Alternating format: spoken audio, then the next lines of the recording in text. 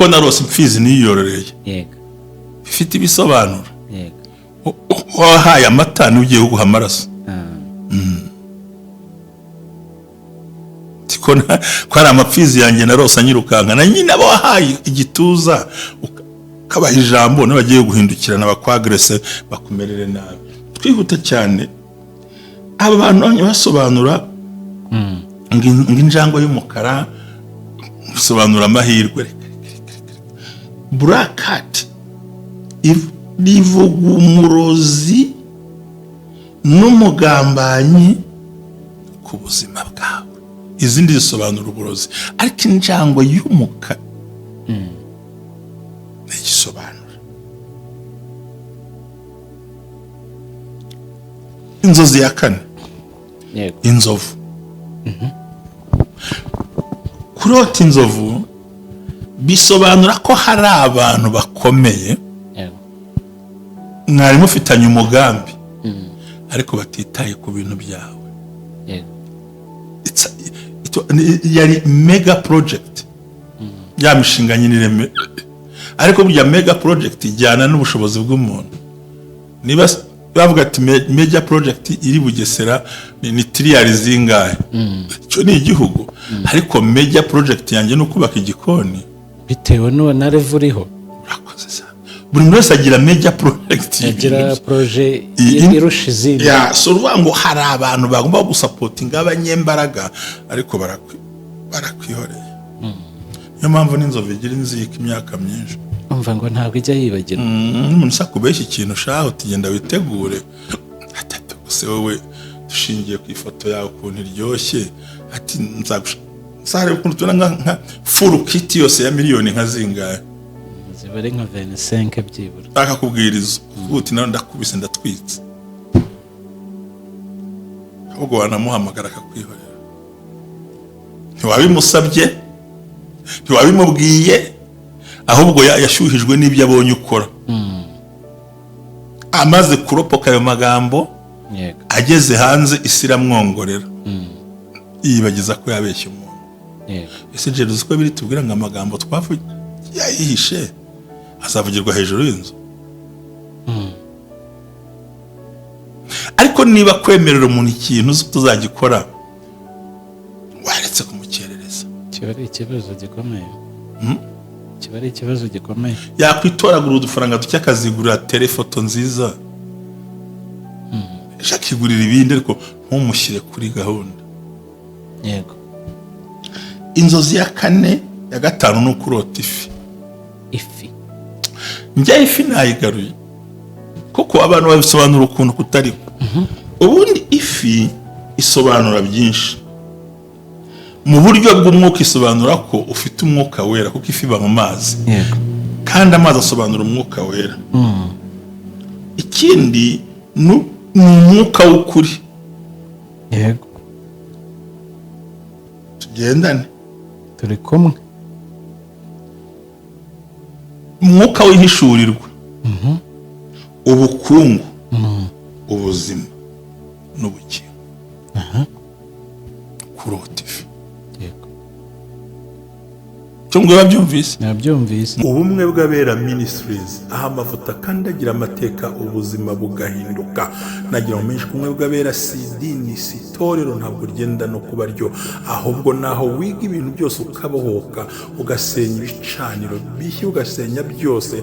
Ariyo mpamvu twabategura ikiganiro gitambuka buri mugoroba kivuga ngo mwanira bawe mwanira busize, siga umurage muzima, siga umurage ukwiriye imbere y'abantu, imbere y'Imana n'imbere y'igihugu.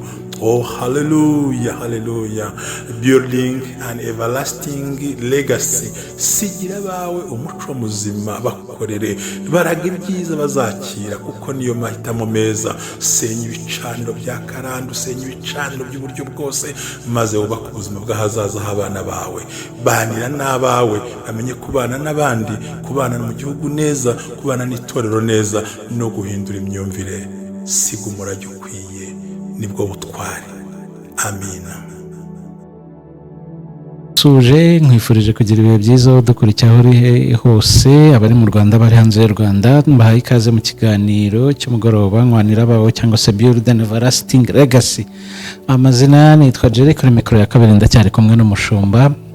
Wiriwe neza mushumba? Niriwe amahoro. Ibyo gusa cyane, niriwe amahoro. Kandi numva nshimishijwe no kuba ndi kumwe nawe, ndi kumwe n'abantu ku bumwe bw'abera Ministries, kandi ukomeza kubashakira ibyiza byose, kandi twibwira ko Imana idukunda, bambwira ngo nkwanira abawe. Ijambo mpora mvuga. Hari abantu bambwiye, urumva harimo abantu bakubonye bushya, harimo abari batarakubona, hari abambwiye ngo twari tutarabona ahantu abwiriza. Sinzi ahantu maze iminsi ubwiriza, barambwiye ngo twari tutarabona ahantu abwiriza, ngo ariko ngo ko ari byiza. Ya urakoze. Reka nshimire n'umuvugizi wa ADPR, nshimire n'abakozi b'Imana itorero muri rusange ryangiriye icyizere, rikama gukora umurimo w'Imana. Yego. Gatengana amafishes ma flyers ariko yarahari. Uruzwa yashize imyaka 6 ntarabwirizaga mu itorero. Nishikeye mbwiriza wacu gusa. 6 years. Yose ariko hari n'ibindi Imana igiye gukora. Niteguye n'ibindi byiza. Yego, ni byiza cyane. Seeds of Joy barahabaye, ndetse no turacyari kugenda twegereza mu gihe cyo kwishyura mituelle de santé, ubwisungane mu kwivuza. Haba hari abantu batari babona uburyo bwo kuba bakwishyura. Rero mu mirimo y'Imana tujya dukora hano, mujya mukora, mujya mufasha no kwishyurira abantu badafite uburyo mituelle. Turabashimira ababikoze, turabashimira n'ababitekereza, babizirikana, bakumva ko babikuramo umugisha. Turabashimira cyane mushumba, naguha ikaze mu kiganiro. Urakoze cyane. Nongere nibutse inshuti yanjye, igiti uzota ushaje gitera ukiri muto. Ibizaguhemukira ubitangira ukiri muto. Kunywanira abawe, kwigisha abawe, kubabanira no kubafasha. Yego. Bazakubera amaboko mu gihe cy'ibibazo. Niyo mpamvu tubyita ngo build an everlasting legacy. Everlasting legacy. Umurage ukwiye. Yego. Haba ku Mana. Njya nkunda ijambo rya Dawidi. Yaravuze ngo Salomo mwana wanjye, jya umenya Imana ya so, iyo nakoreraga nawe bari uzajya ukorera. Aramubwira ngo niteguye iby'inzu y'Imana mu buryo bukwiriye. Nibikubana bike, yego, uzishakira ibindi. Ngo ufite abakozi b'abanyabukorikori ku kintu cyose. Urumva aramuteguriye. Rero umubyeyi mwiza atanga umurage w'igihugu cyiza, itorero, umuryango mwiza, yego, itorero no kuguhuza n'amahame y'Imana. Yego. Amahame y'Imana Nta kujyana mu bapfumu, nta gucisha indasago, nta gukora bya by'impango ya gipagani, ahubwo guhuza n'Imana buri gihe. Kuguhuza n'Imana ni rega Imana azi niyagushyira. Ni ukuvuga ngo ujyana n'umwana mu rusengero, wajya gutura nawe ukamuha nk'ijana, mbega ibintu abona uhora ukora, nawe akabigira umuco. Buriya iyo ushaka kumenya neza intambara ziba mu rugo, nubona umusore yigize ukuntu, hari umuhamagaye ejo bundi arambwira, hari akantu wapostinze kuri TikTok, ngo urugo ntiruhindura umuntu, yego, ahubwo rwerekana ko umuntu yarari. Yego. Ntabwo urugo rwagutera gukora amahano, ahubwo umuntu ahagaze mu rugo yerekana uwo yarari we kuva na mbere. Kuko ushaka kumenya ubukristo bw'umuntu, yego, reba umukene wakize, urebe n'umukire wakennye, nibwo umenya ubukristo bwe. Ngwiki? Iyo ushaka kumenya ubukristo bw'umuntu, niba yari umukire agakena, nibwo uzamenya ubukristo bwe. Niba yari umukene agakira, nibwo uzamenya ubukristo bwe. Urashaka kuvuga ngo hari abantu badakizwa, ahubwo ari ubukene butuma bagandukira, baraho bakarambya bakarampa nyine, bagatera ikorasi bakayikiriza. rindira hindura ubuzima kubera ubukene. murahura ngo ariko ubundi koko ntakuzi ko ntakuzi. warya tuziranye ibizira arabizirura. ni ukuri niba ushaka kumenya umukristo bw'umuntu muha agafaranga nimba ari umukene kamwambure se yari agafite. mugire umutegetsi se umuyobozi mu bice runaka nibwo umenya level y'agakiza yari afite. Ego. So rero mukatumwana uyu munsi ndashaka gusobanura inzozi zishingiye ku bikoko bitandukanye.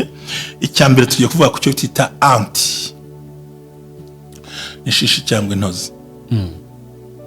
impamvu mvuze bino bintu ndagira ngo nongere nkangura abantu mu kunywanira abantu kuko inzozi nizo zizaba ubushaka kubaho ntuzanywanira abantu.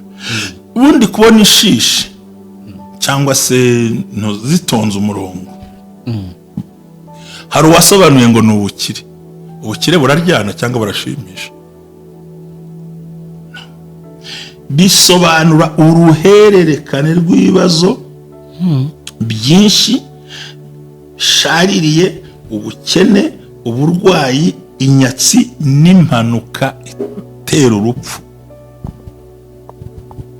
umuntu wabeshya abantu ngo ubonye aho zitonze umurongo ngo ni umugisha, koko barakore bene da.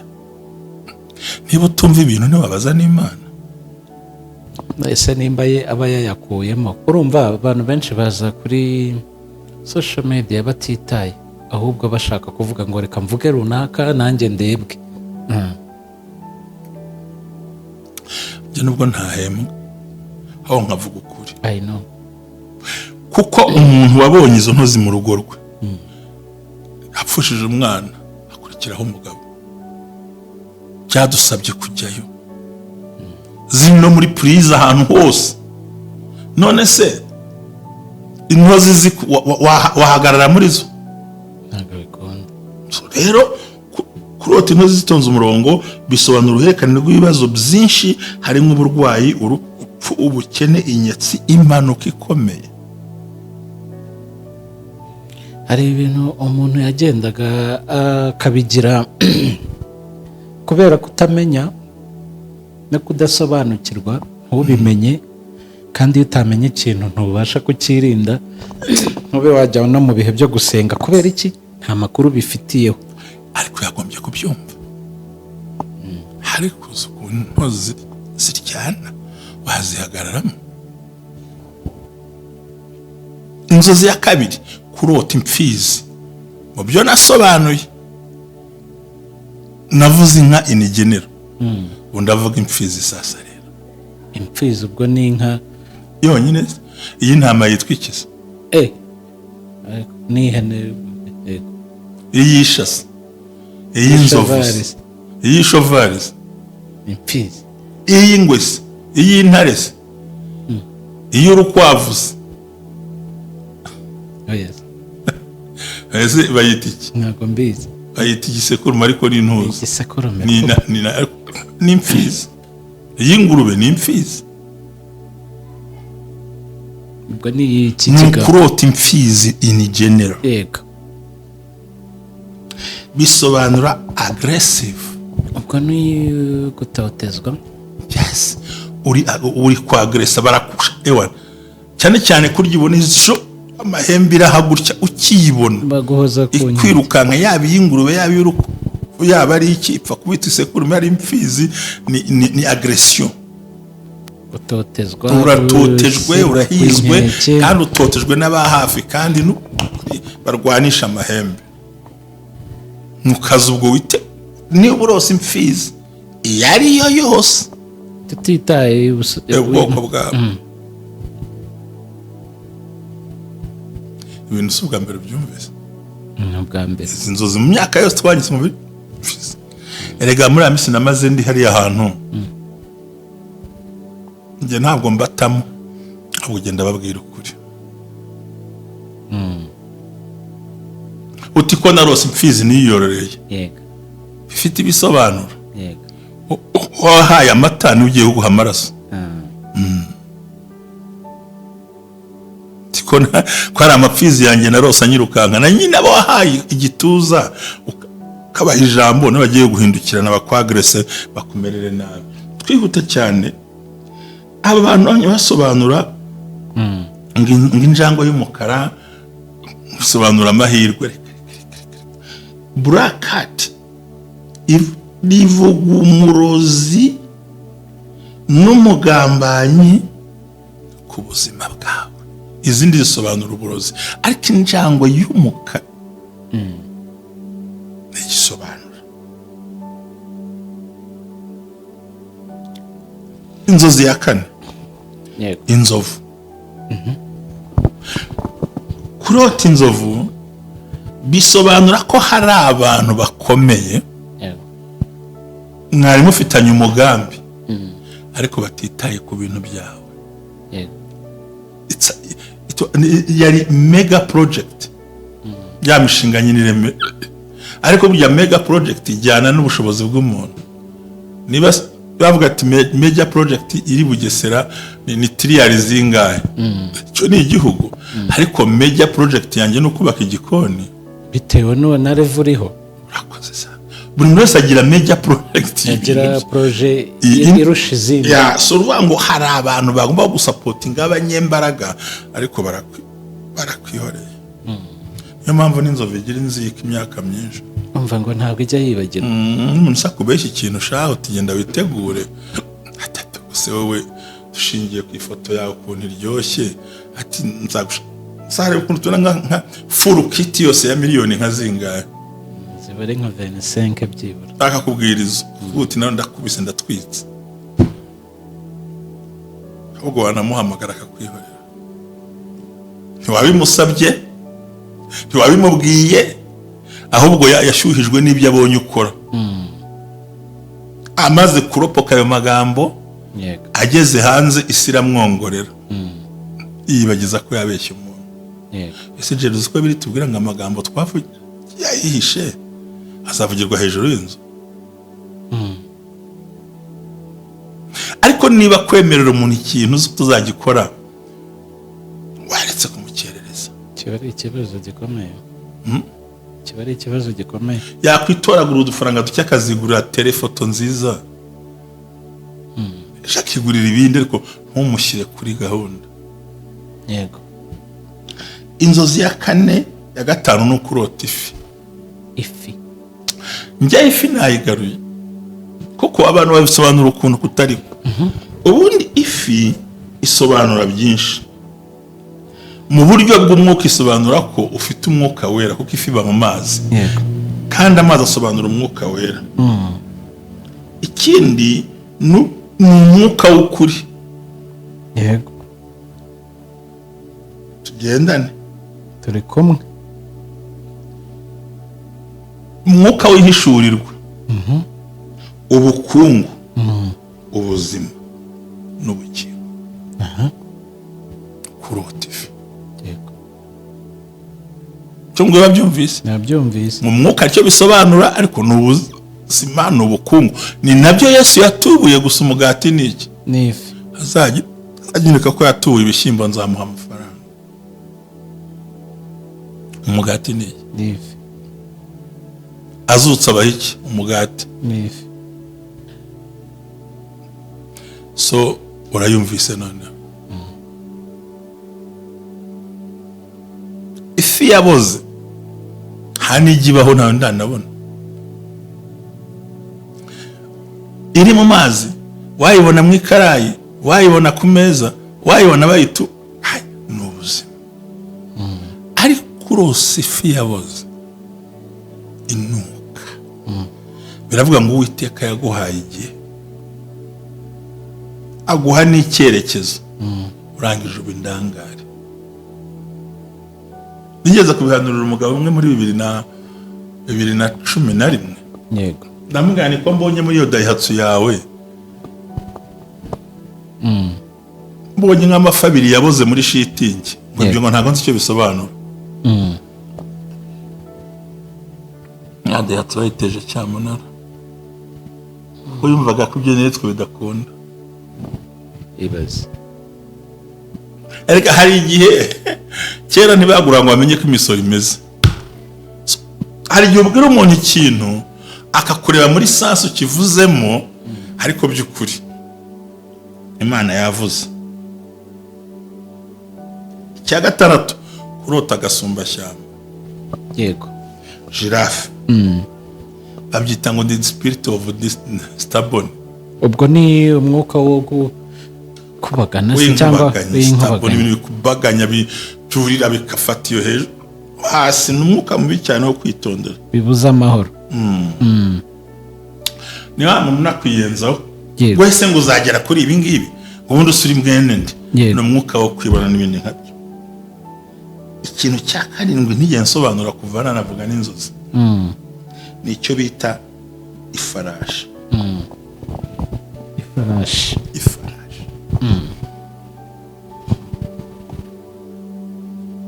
Bibiliya ivuga ifarashi.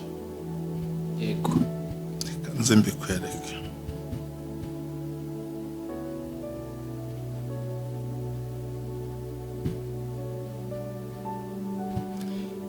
Bibiliya ijambo ry'Imana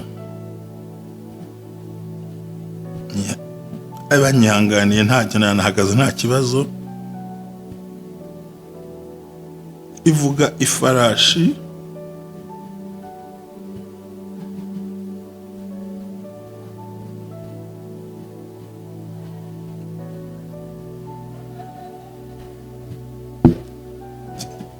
ndabyandika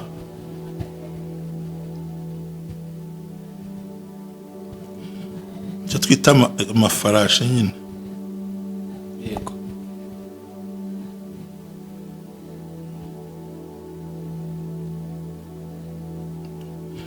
Imyandikire yanjye